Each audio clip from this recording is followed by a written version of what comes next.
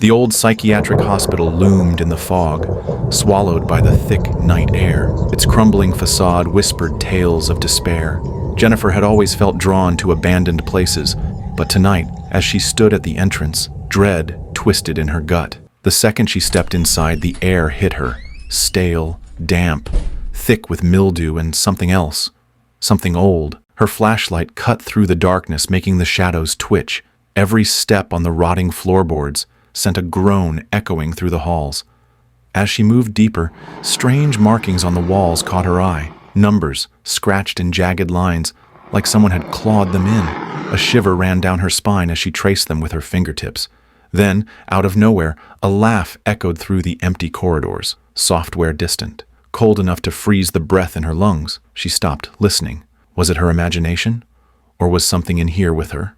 The laughter faded, replaced by a whisper. "Help me." The words slithered through the silence, pulling at something deep inside her. She knew she should leave, but her feet moved anyway. She turned a corner and saw it. A door, slightly open. A faint, flickering glow leaked from inside. Her breath hitched as she stepped closer.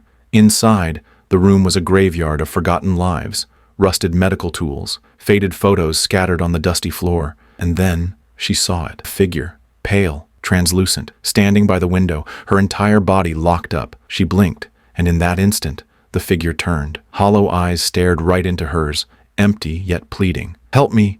This time it wasn't a whisper. It was a desperate plea, ringing in her head. Terror surged through her veins. She stumbled back, breath coming in short, sharp gasps. The walls seemed to close in, the shadows stretched toward her. Then, her body finally obeyed. She turned and bolted.